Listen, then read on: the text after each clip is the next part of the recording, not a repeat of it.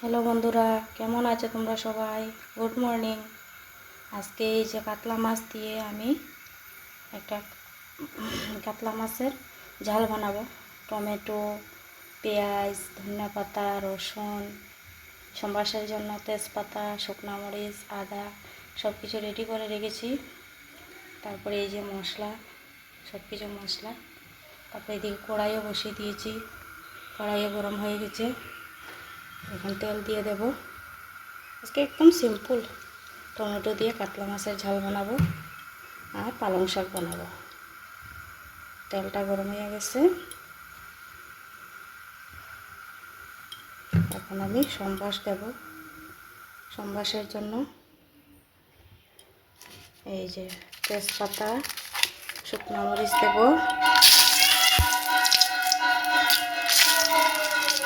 আদা দেব, একটু পাঁচফোড়ন দেব একদম অল্প করে। তারপরে রসুন দিয়ে দেব। তেলটা বেশি গরম হয়ে গেছে, ঠিক আছে। এই যে দেখো, আমি পেঁয়াজও তেলের মধ্যে দিয়ে দিয়েছি। পেঁয়াজটা একটু ভাজা ভাজা হয়ে গেছে, এখন টমেটো দিয়ে দেবো। আমার কড়াইটাও জ্বলে গেছে, আগুন বেশি হয়ে গেছে।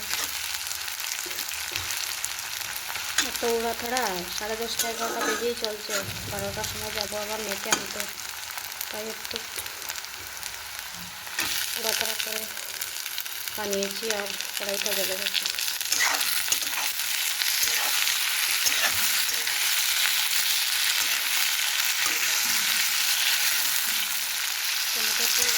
টমেটো একটু ভাজা ভাজা হয়ে গেলে মশলা দিয়ে দেবো, দিয়ে ভালো করে কষিয়ে তারপরে একটু মাখা মাখা করে অল্প ঝোল দিয়ে বানাবো।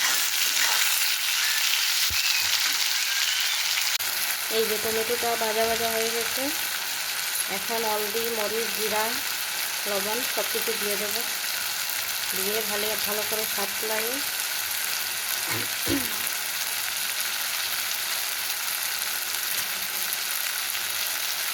এই যে হলদি, মরিচ, জিরা দিয়ে দিয়েছি। তারপরে লবণ দেবো, দিয়ে ভালো করে কষিয়ে তারপরে মশলাটা কষানো হয়ে গেলে জল দিয়ে দেবো।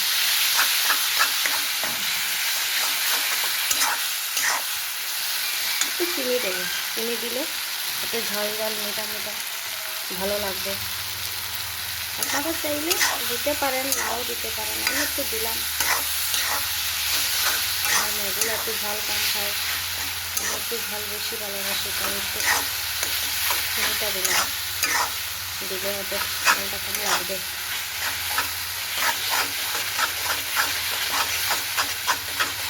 মশলাটা কষিয়ে জল দিয়ে দেবো। এই যে দেখো বন্ধুরা, মশলাটা ভালো করে মতো কষানো হয়ে গেছে। এই যে দেখো, কালারটা খুব সুন্দর আসছে। এখন আমি ঝোল দিয়ে দেবো, বেশি দেবো না, অল্প দেবো।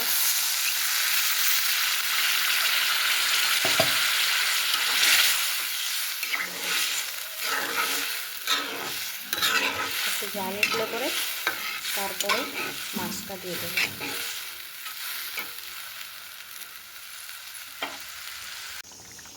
এই যে দেখো, সবজিটা হয়েই গেছে, আমি মাছটা দিয়ে দিছিলাম। এখন ধনিয়া পাতা দিব, দিয়ে নামিয়ে নেব। এই যে ধনিয়া পাতা